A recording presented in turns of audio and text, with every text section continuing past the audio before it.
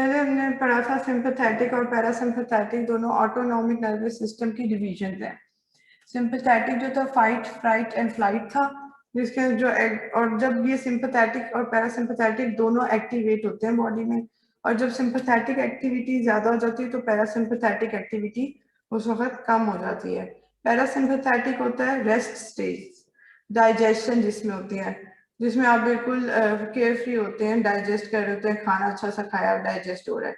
Sympathetic में जब होगा तो आपके जो है उसका ऑपोजिट, ये दोनों ऑपोजिट काम करते हैं। सिंपैथेटिक कोई, मैंने बताया था कि अगर कोई फियरफुल सिचुएशन है, कोई ऐसी सिचुएशन है जिसके अंदर कोई डॉग देख लिया, या कोई ऐसी सिचुएशन है, कोई स्ट्रेसफुल सिचुएशन है, तो उसके अंदर आपके जो है हाइपोथैलेमिक जो आपका ये होता है ब्रेन, वो इंटरप्रीट कर देता है उस सिचुएशन को, वो पहचान लेता है, क्योंकि उसके अंदर ऑडिटरी सेंस, सारे जो जितने भी ऑडिटरी कॉर्टेक्स, विजुअल कॉर्टेक्स, ये सारे उसके अंदर होते हैं। तो वो फिर लंबिक सिस्टम होता है, जिसको वो लंबिक रीजन को, जहाँ पर इमोशंस जो आपके होते हैं, फिजिकल इमोशंस आपके जो होते हैं, ये फिजिकल इमोशंस हो गए, कोई स्ट्रेसफुल सिचुएशन होगी, वो उसको इंटरप्रीट करता है। हाइपोथैलेमस जो होता है ब्रेन के अंदर, उसको मैसेज करता है कि अब ये हार्मोन रिलीज करवाना है, ठीक है। वो फिर पिट्यूटरी के थ्रू वो हार्मोन रिलीज करवाती है।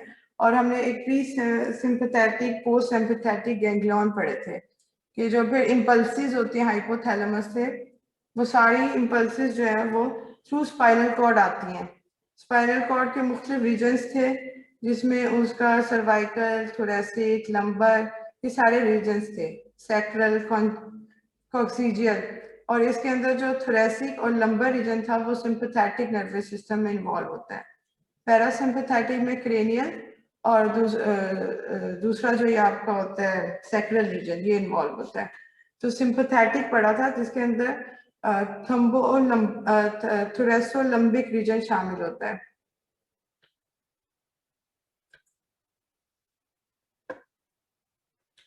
अभी तक कोई क्वेश्चन पूछना हो किसी ने?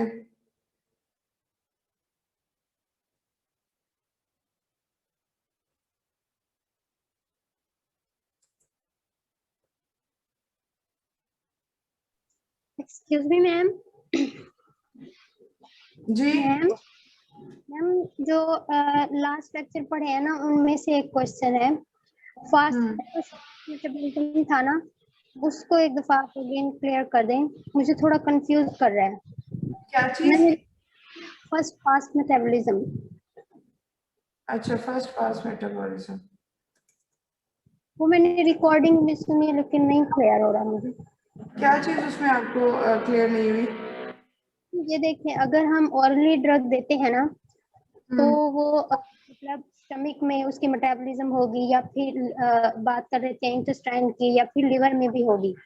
तो उस टाइम जो एलिमिनेशन ड्रग की होगी उसको फर्स्ट पास कहेंगे, या फिर जो अनचेंज फॉर्म में उसमें जाएगी सर्कुलेटरी।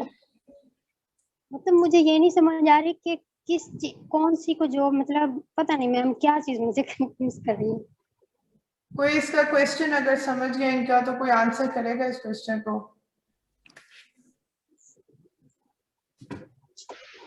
मतलब या हम ये कह सकते हैं कि unchanged before going to circulatory system जो है ड्रग है, उसको फर्स्ट पास कहेंगे, या फिर मेटाबॉलिज्म के ड्यूरिंग जो फिर एलिमिनेशन हुई है उसको कहेंगे। मतलब ये मुझे अब पता नहीं। इसका मतलब है, यानी मतलब आपकी जो सिस्टमैटिक सर्कुलेशन में जाने से पहले जो ड्रग जो है उसको मेटाबोलाइज हो गई है ना, वो फर्स्ट पास मेटाबॉलिज्म में आएगी। नहीं, ऑरली जब आप कोई मेडिसिन मतलब लेते हैं, ड्रग लेते हैं, तो आपकी जीआईटी में वो मतलब कुछ उसमें मेटाबोलाइज हो जाती है। तो उसका मतलब है कि ऑरली जो आप ले रहे हैं वो पहले ही मेटाबोलाइज हो गई है सिस्टमैटिक सर्कुलेशन में जाने से पहले। इट्स मीन फिर जो हम सबलिंगुअल लेते हैं या फिर आईवी लेते हैं, तो वो उसकी बायोअवेलेबिलिटी भी 100% होती है। तो फर्स्ट पास मैकेनिज्म नहीं होता। हाँ, क्योंकि 100% बायोअवेलेबिलिटी होती है, उसका फर्स्ट पास इफेक्ट भी नहीं होता आईवी ड्रग्स का। आईवी का भी नहीं होता, और सबलिंगुअल भी जो फॉरन जो है वो अब उसकी अब्जॉर्प्शन हो जाती है। लेकिन ऑरली जब आप कोई ड्रग लेते हैं ना, तो वो जिस तरह जीआईटी में गुजरेगी, फिर उसमें फर्स्ट पास मेटाबॉलिज्म आता है। ठीक है, हो गया क्लियर। ठीक है, थैंक यू मैम। ठीक हो गया।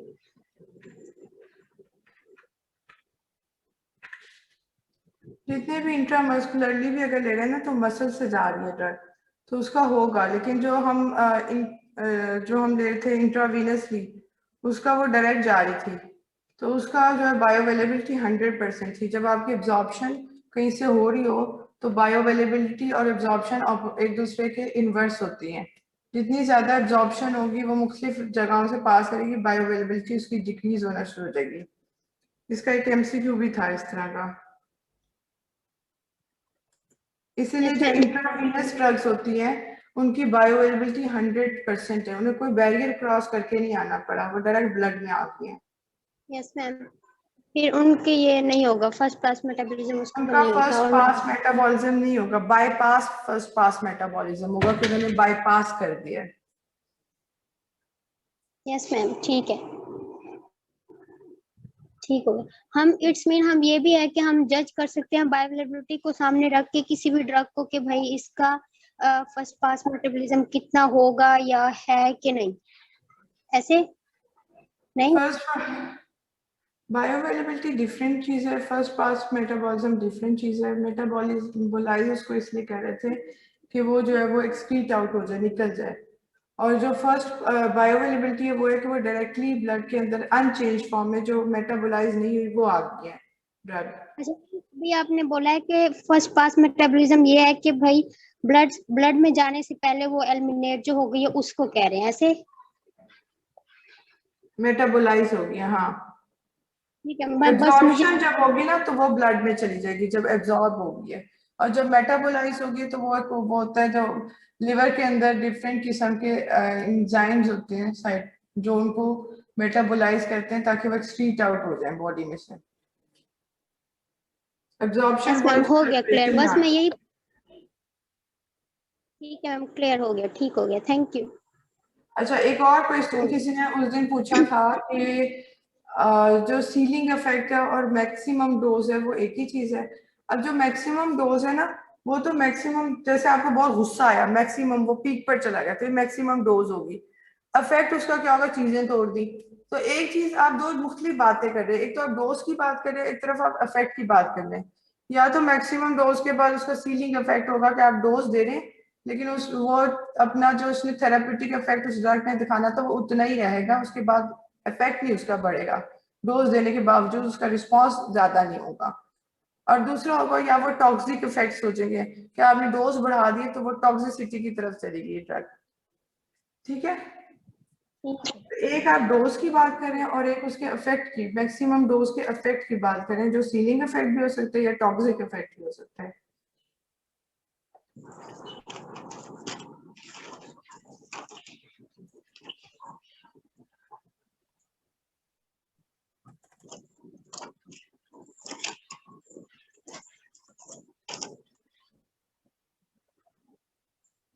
मैम आपने स्क्रीन शेयर नहीं की, इसी तरह से बस उसको लेक्चर को डिलीवर की। क्या चीज आप कह रहे हैं? स्क्रीन शेयर ही नहीं हुई। आवाज कट रही है। मैम स्क्रीन शेयर नहीं हो रही। नहीं हो रही स्क्रीन शेयर अभी तक? No ma'am. अच्छा, अब हो रही है?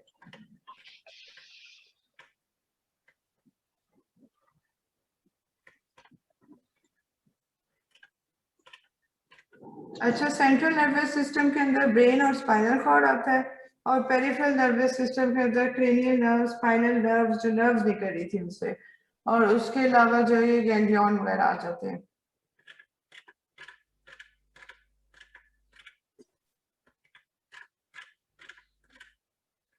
ये सारे इफेक्ट्स बताए थे कि पैरासिम्पैथेटिक है उनके क्या इफेक्ट्स होंगे और सिंपैथेटिक है उनके क्या इफेक्ट्स होंगे। पैरासिम्पैथेटिक के और सिंपैथेटिक दोनों एक दूसरे के ऑपोजिट हैं। अगर सिंपैथेटिक इफेक्ट्स हैं तो आप फियरफुल सिचुएशन देखो कि उसके अंदर प्यूपल डायलेट हो जाएगा, आंखें ज्यादा खुल जाएंगी। ठीक है, फिर उसके अलावा जो स्लाइवरी प्रोडक्शन है वो कम हो जाएगी, ड्राइनेस, माउथ ड्राई हो जाता है खौफ से। उसके अलावा जो आपके ब्रोंकाई है वो डायलेट हो जाएंगे, हार्ट रेट इंक्रीज हो जाएगा, जो ब्लड वेसल्स में वेजो कंस्ट्रिक्शन हो जाएगी, एपिनेफ्रिन और नॉर एपिनेफ्रिन ज्यादा रिलीज होगा। ठीक है, उसके अलावा ग्लूकोज, अब जैसे स्केलेटल मसल्स होंगे, ब्रेन होगा, अब उसको भागने के लिए, सोचने के लिए ब्रेन को, हार्ट को, स्केलेटल मसल को ग्लूकोज चाहिए। तो क्या होगा कि ग्लूकोज लेवल्स बॉडी में इंक्रीज हो जाएंगे।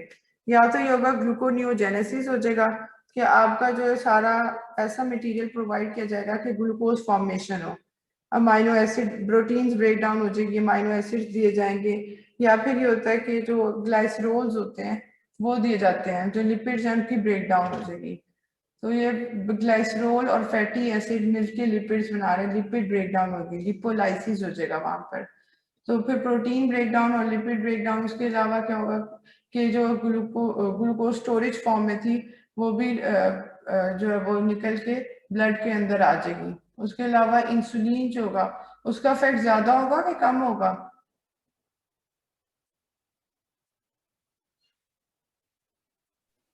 कोई आइडिया? मैम आपने क्या पूछा है?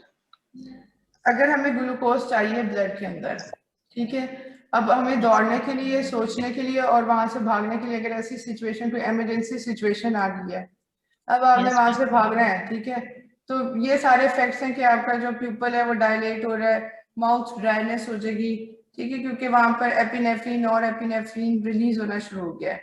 अब मुझे ये बताएं कि ग्लूकोज ब्लड में ज्यादा चाहिए, वो इसलिए चाहिए कि भागने के लिए, स्केलेटल मसल्स, एनर्जी चाहिए, yes मैम। बेसिकली इसमें आपको एनर्जी चाहिए होगी, ठीक है। अब एनर्जी के लिए ग्लूकोज जो वो देंगे, तो मैंने बताया कि ग्लूकोज जो है वो डिफरेंट तरह से बनाएगी बॉडी, अमाइनो एसिड से बनाना शुरू कर देगी, जो लिपिड ब्रेक डाउन होगा उसमें ग्लाइसरोल से बनाना शुरू कर देगी, ब्लड के अंदर ग्लूकोज लेवल्स हाई कर देगी खौफ के मारे। अब इंसुलिन का उन पर क्या इफेक्ट होगा? बॉडी मैम इंसुलिन, मैम वो मैम ग्लूकोज को कम करती है। यस ग्लूकोज मैम, को वो कम कर, रिलीज नहीं होगी, ग्लूकागोन ज्यादा रिलीज होगा उस टाइम। हाँ बिल्कुल ठीक, इंसुलिन जो है उसका इफेक्ट कम हो जाएगा उस वक्त, तो ग्लूकोज लेवल्स इंक्रीज हो जाएंगे। उसके अलावा डाइजेशन की उस वक्त जरूरत नहीं होगी कि आपने खाना खाया तो वो भी आराम से डाइजेस्ट होगा, वो जब होगा जब पैरासिम्पैथेटिक सिस्टम जो है वो डाइजेशन को हेल्प आउट करता है, तो वो सिस्टम भी आपका कम हो जाएगा, आप बस भागेंगे वहां से, ठीक है। Inhibit stomach, pancreas and intestine, peristaltic movements जो होंगे वो कम हो जाएंगे। इनहिबिट हो जाएगा यूरिनेशन, यूरिन करने की उसका जरूरत नहीं होगी, यूरिनेशन ब्लैडर, यूरिनरी ब्लैडर भी उसकी एक्टिविटी भी कम हो जाएगी। उसके अलावा इजैकुएशन, वेजाइनल कॉन्ट्रैक्शन शुरू हो जाएंगी। और पैरासिम्पैथेटिक इसके बिल्कुल ऑपोजिट है, जो कंस्ट्रिक्शन ऑफ प्यूपल हो जाएगा। अगर पैरासिम्पैथेटिक है कि आप रिलैक्स्ड हैं, तो उसमें जो है कंस्ट्रिक्शन ऑफ प्यूपल हो जाएगा, साइवा ज्यादा प्रोड्यूस हो जाएगा, जो ब्रोंकाई है उनकी कंस्ट्रिक्शन हो जाएगी, हार्ट रेट स्लो रह जाएगा, वेजो डायलेशन हो जाएगी। उसके अलावा स्टमक, पैंक्रियाज जो है वो डाइजेशन आराम से करेंगे, स्टिमुलेट यूरिनेशन, यूरिन कर सकते हैं उस वक्त रिलैक्स स्टेट में, और प्रमोट करेगा जेनिटैलिस, इरेक्शन ऑफ जेनिटैलिस को। ऑटोनॉमिक था, इसके अंदर इनवॉलेंट्री थे, और somatic voluntary, skeletal muscle joints जो हम अपनी मर्जी से मूव कर सकते हैं। ऑटोनॉमिक नर्वस सिस्टम के अंदर फर्दर दो डिवीजन है, सिंपैथेटिक, पैरासिम्पैथेटिक, वो बता दिए।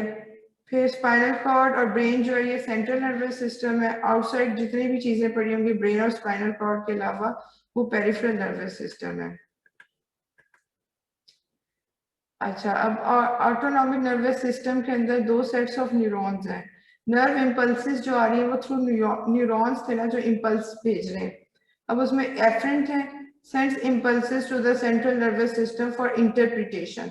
जब सेंट्रल नर्वस सिस्टम को ब्रेन को जा रही है कोई सिचुएशन इंटरप्रीट करने के लिए, इम्पल्सिस जा रही है ब्रेन को, तो एफरेंट है। और इफरेंट वो है, ई से याद करें, अफेक्टेड ऑर्गन, कि अब आपने भागना है तो आप अफेक्टेड ऑर्गन को मैसेज आएगा थ्रू स्पाइनल कॉर्ड के भागो। Afferent receives impulses information from the brain and transmit from the spinal cord to the affected organ cells, ठीक है। एफरेंट वो थी ए से, कि जो आपकी सेंसरी इम्पल्सेस जो आपकी सेंट्रल नर्वस सिस्टम को गई है कि ये सिचुएशन है।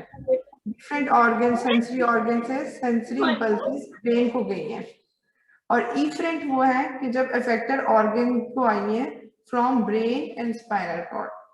अब इसकी 2 ब्रांचेस है, sympathetic and parasympathetic nervous system.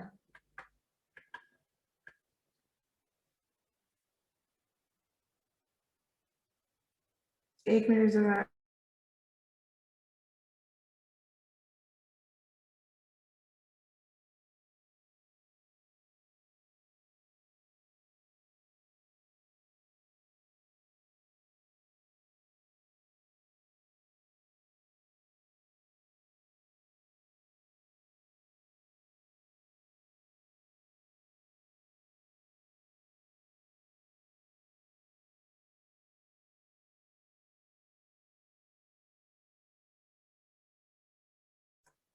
अच्छा फिर ये सारे बताए हुए हैं, वही सिंपैथेटिक और पैरासिम्पैथेटिक में कंपैरिजन बार बार बताया हुआ है। ये इम्पोर्टेंट है, कोई भी इस तरह की सिचुएशन दे सकते हैं, पूछ सकते हैं सिंपैथेटिक सिस्टम एक्टिवेट हो रहा है या पैरासिम्पैथेटिक हो रहा है।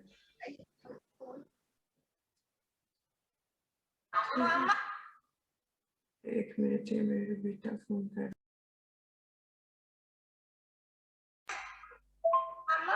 मेरी कौन सी क्लासेस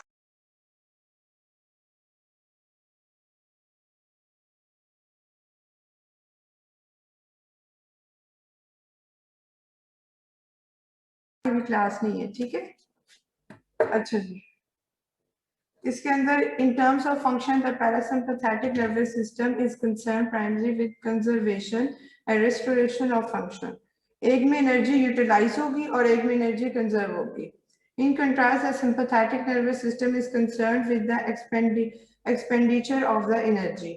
वो जब एनर्जी भागने के लिए चाहिए होगी तो एक्सपेंडिचर ऑफ एनर्जी हो जाएगा।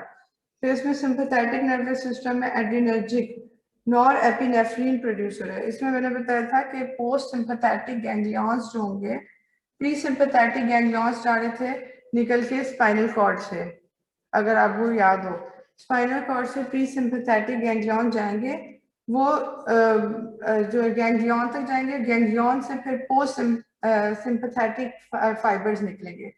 जो पोस्ट सिंपैथेटिक फाइबर्स होंगे वो मुख्तलिफ जगहों पे जाएंगे, उनमें से एक वो जाएंगे एड्रिनल मेडुल्ला के ऊपर, किडनीज के ऊपर जो एड्रिनल ग्लैंड है उसमें एड्रिनल मेडुल्ला से वो एपिनेफ्रिन को रिलीज करवाएंगे ब्लड के अंदर। और इसी तरह दूसरे पोस्ट गैंग्लियोनिक फाइबर्स मुख्तलिफ जो निकल रहे हैं वो मुख्तलिफ ऑर्गन्स में जो नॉर एपिनेफ्रिन रिलीज कर रहे हैं। तो इस तरह नॉर एपिनेफ्रिन और एपिनेफ्रिन 2 ट्रांसमीटर्स है इसके, न्यूरो ट्रांसमीटर्स, वो रिलीज होंगे। Drugs that mimic the sympathetic system उनको एड्रिनर्जिक ड्रग्स कहेंगे। जो ड्रग्स हम दे रहे हैं और वो सिंपैथेटिक नर्वस सिस्टम की तरह काम कर रही हैं, उनको कॉपी कर रही हैं, तो वो एड्रिनर्जिक ड्रग्स हैं। इनको एड्रिनर्जिक ड्रग्स भी कहेंगे, सिंपैथेटोमिमेटिक ड्रग्स भी कहेंगे या एड्रिनोमिमेटिक्स ड्रग्स भी कहेंगे। Adrenergic agonist drugs initiate a response, और ड्रग्स जो ब्लॉक करेंगे इनको एड्रिनर्जिक ब्लॉकर्स कहते हैं। एड्रिनर्जिक रिस्पॉन्स को जो ब्लॉक करेंगी, नो रिस्पॉन्स शो करेंगे, वो ब्लॉकर्स होंगे। उसको सिंपैथेटोलाइटिक भी कहेंगे या एड्रिनोलाइटिक्स कहेंगे। यहाँ तक कोई question?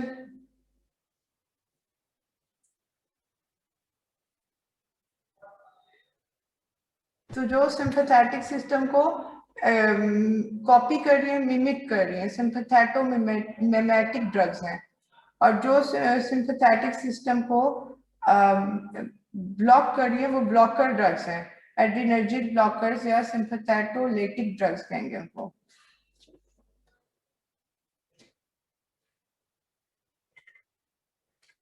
Receptors that responds to adrenergic nerve transmitters are termed as adrenergic receptors.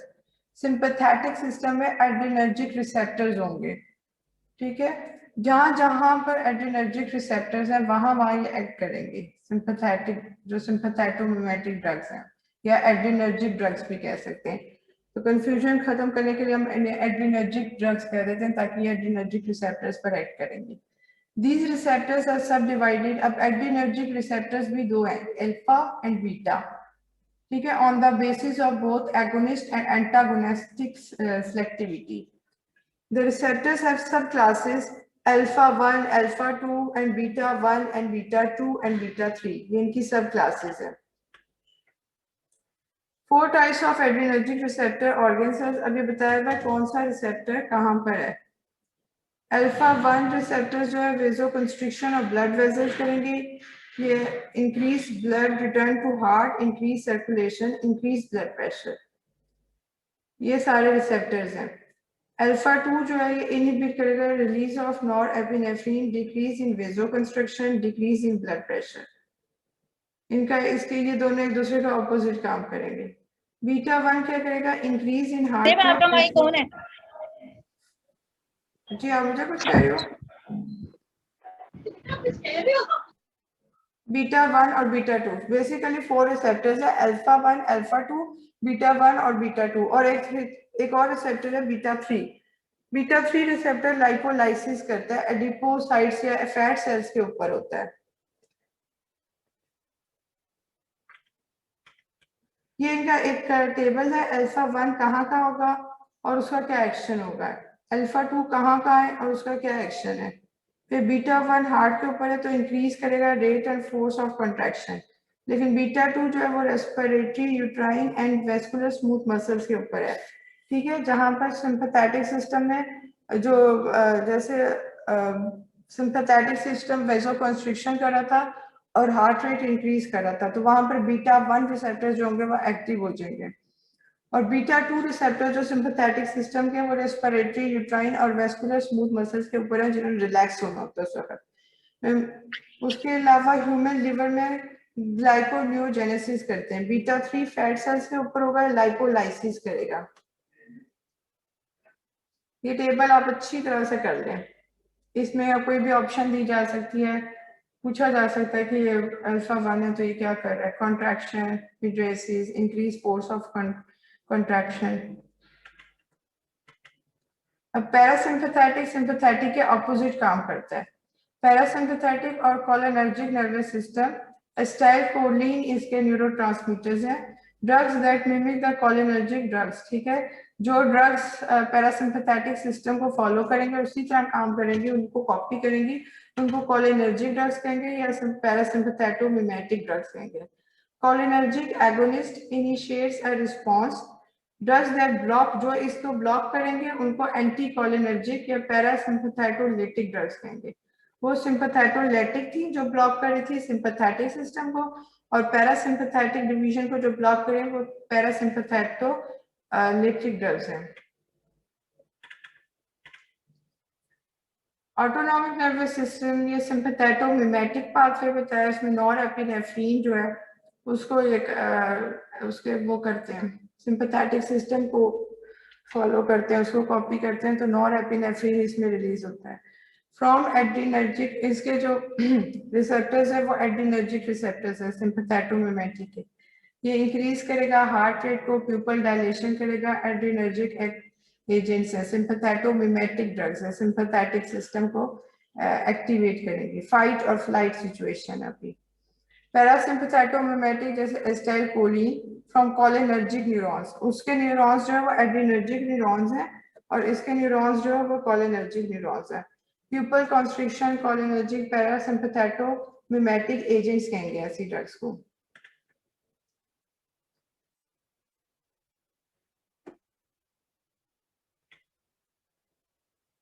Drugs that stimulate the sympathetic nervous system वो एड्रीनर्जिक होंगी या एड्रीनर्जिक एगोनिस्ट होंगी या सिंपैथेटोमिमेटिक होंगी या उनको एड्रीनोमिमेटिक कहेंगे. ये याद रख लें बस के जो ड्रग्स स्टिमुलेट कर रही है सिंपैथेटिक सिस्टम को उन्हें एड्रीनर्जिक एगोनिस्ट कहेंगे, सिंपैथेटोमिमेटिक या एड्रीनोमिमेटिक ड्रग्स कहेंगे. Mimics the sympathetic neurotransmitters norepinephrine और एपिनेफ्रिन. ये जो यहाँ पे लिखा हुआ है कि नॉरएपिनेफ्रिन को फॉलो करेंगे, उसके जो ये करेगा काम वही वो ड्रग्स करेंगे. Act on one or more adrenergic receptor sites located on the cells of smooth muscles, heart, bronchioles, GI tract, bladder, eye. और 4 main receptor alpha 1, alpha 2, beta 1, beta 2 है. इसके अलावा बीटा 3 है जो लाइपोलाइसिस कर रहा था. ये सारी वो डायग्राम है जिसमें आपको बता दिया सिंपैथेटिक रिस्पॉन्स क्या है। वही बार बार बता रहे हैं कि vasoconstriction, heart rate increase, lung dilation, bronchodilators के तौर पर ये यूज होंगे। ठीक है, उसके अलावा आई डायलेशन करेंगे, जीआईटी को रिलैक्स कर देंगे।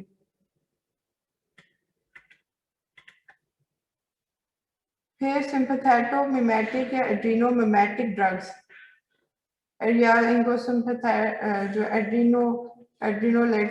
एड्रीनर्जिक भी कहेंगे, एगोनिस्ट, एड्रीनर्जिक एगोनिस्ट। अच्छा, स्टिमुलेट एड्रीनर्जिक रिसेप्टर्स के ऊपर जाकर ये बाइंड करेंगी। डायरेक्ट एक्टिंग होंगी, इनडायरेक्ट एक्टिंग या मिक्स्ड होंगी, जिसमें डायरेक्ट और इनडायरेक्ट दोनों इफेक्ट होंगे। डायरेक्ट स्टिमुलेट करेंगे रिसेप्टर को एपिनेफ्रिन और नॉर एपिनेफ्रिन जैसे करते हैं। इनडायरेक्टली एक्टिंग होंगी जो स्टिमुलेट रिलीज ऑफ, जो नॉर एपिनेफ्रिन का रिलीज करवाएंगी from vesicles of adrenergic neurons, block of the reuptake of nor adrenaline.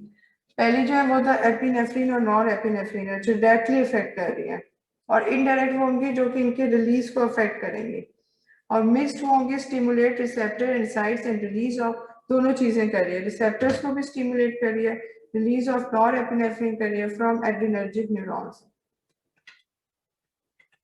Ephedrine इसकी एग्जांपल है।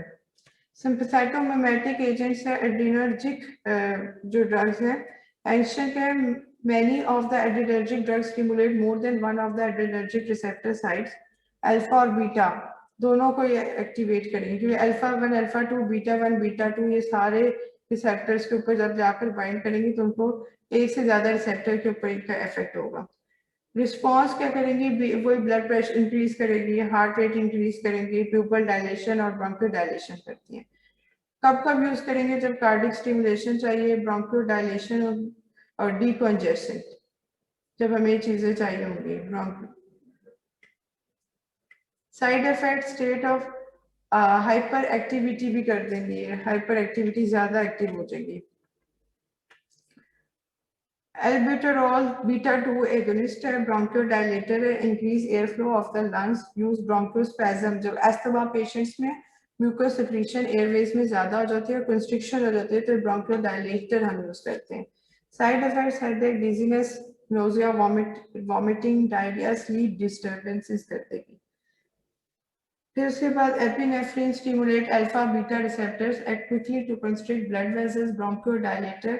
सारे सिंपैथेटोमिमेटिक ड्रग्स का एक्शन जो है वो यही कि सिंपैथेटिक जो है डायलेट करना, प्यूपल को डायलेट करना, सिंपैथेटोमिमेटिक ड्रग्स सारे वो फंक्शन है जो सिंपैथेटिक सिस्टम जब एक्टिवेट हो जाते तो होते हैं। सिवियर एलर्जिक रिएक्शंस में यूज करते हैं एनाफाइलैक्सिस, और दूसरा कार्डिक अरेस्ट में यूज करते हैं ताकि हार्ट को ब्लड पहुंचे। साइड इफेक्ट इसके क्या है, नर्वसनेस, एजिटेशन, एंजाइटी और नर्वस एक्साइटमेंट, ये साइड इफेक्ट्स हैं।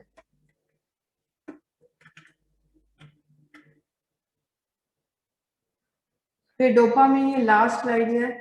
अल्फा 1 एड्रीनर्जिक एजेंट एक और है जिसे डोपामीन कहेंगे। अल्फा 1 बीटा 1 पर इसको स्टिमुलेट करेगा, increase contractility, cardiac output, vasoconstriction. Alpha 1 effect increase blood flow to the kidneys, hypotension में देंगे क्योंकि ब्लड फ्लो को इंक्रीज करवाएगी। That occurs when in shock which may be caused by heart attack, trauma and other serious condition. It increase cardiac output, improve perfusion to vital organs, perfusion to vital organs. अभी तक कुछ जो आपको ना समझ आया उसके अंदर?